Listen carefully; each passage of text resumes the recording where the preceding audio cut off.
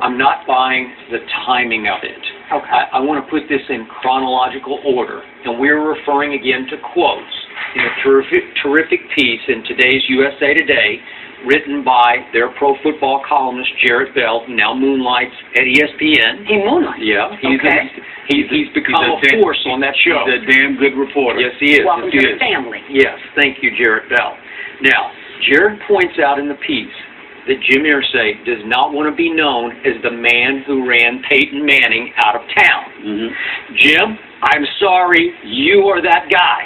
In this column, and the quotes in this column that I'm going to get into in just a moment, drive that point home. First of all, do I think that once it became crystal clear that Peyton Manning was being pushed out the back door, do I believe that Peyton took the high road, as we saw in the press conference? Do I believe he took the high road with Jim and said, hey, effectively, if I'm not going to be here, well, then you have to take this kid because he could be the next me. You've made that point. He was made for Indianapolis. Right. Just as you say, RG3 was made for Chocolate City. Right. This is the perfect next Peyton. Do I think he'll ever be Peyton Manning? I do not. I'm sorry, I don't see any of that. Not yet. I don't think I will see that. Is he going to be very good? I will give you very good. We are talking about a quarterback today, Peyton Manning at 37, who is toying with the National Football League the way we have never seen anyone toy with this league. Okay? He is playing at the supremely highest level of quarterback in the regular season we have ever seen. So I'm going to stand by my guns on that.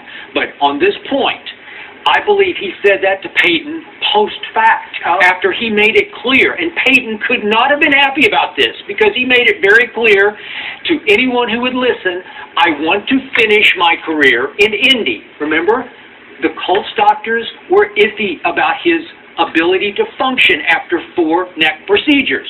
Peyton's personal doctors had no doubt at all. They said he's going to be maybe even better than ever, which we are seeing right now.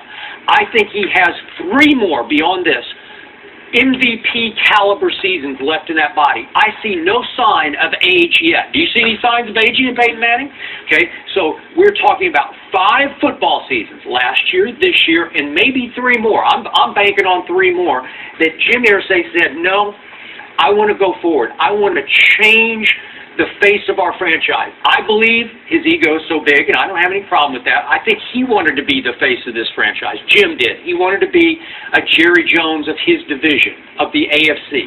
Fine with that, but you have to back it up on the field, and so far, so good. But here's the killer quote in Jarrett Bell's article. And if we could put this up right now, this is the shot at Peyton Manning that got fired by Jim Irsay. You make the playoffs 11 times, and you're out in the first round 7 out of 11 times.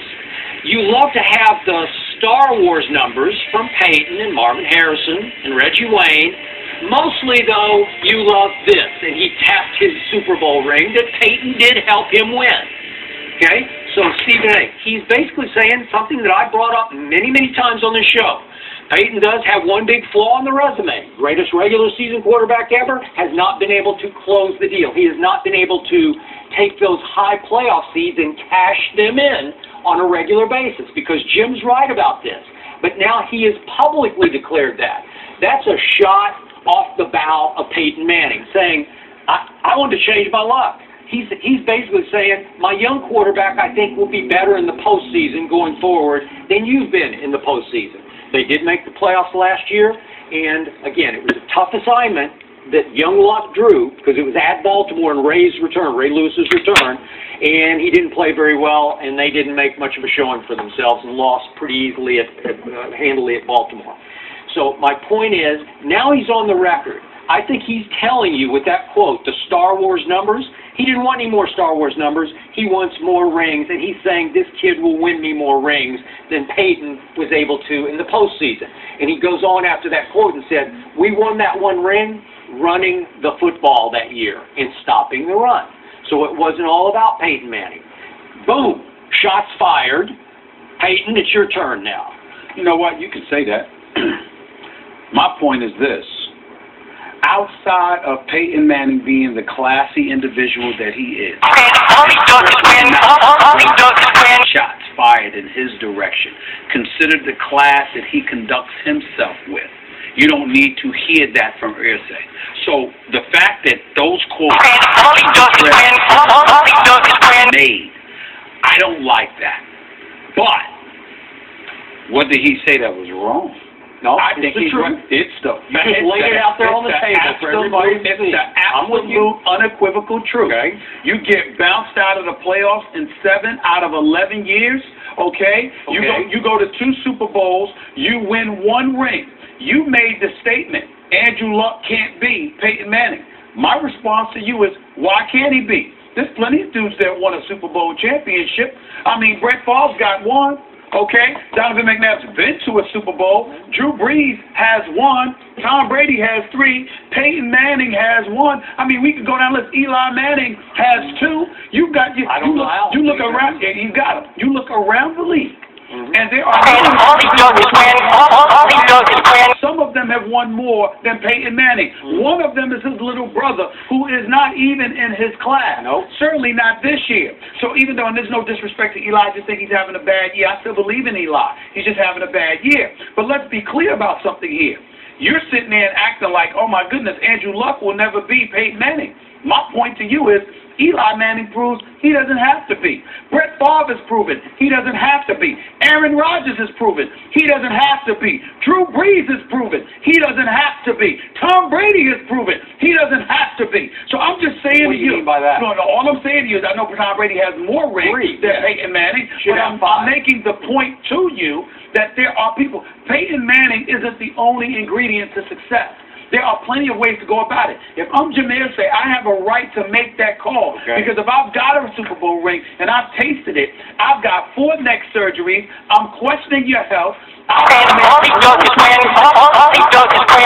I would have to pass up on a dude that is universally recognized in football circles as the heir apparent. Maybe not somebody that could be Peyton Manning, but somebody who's close to him.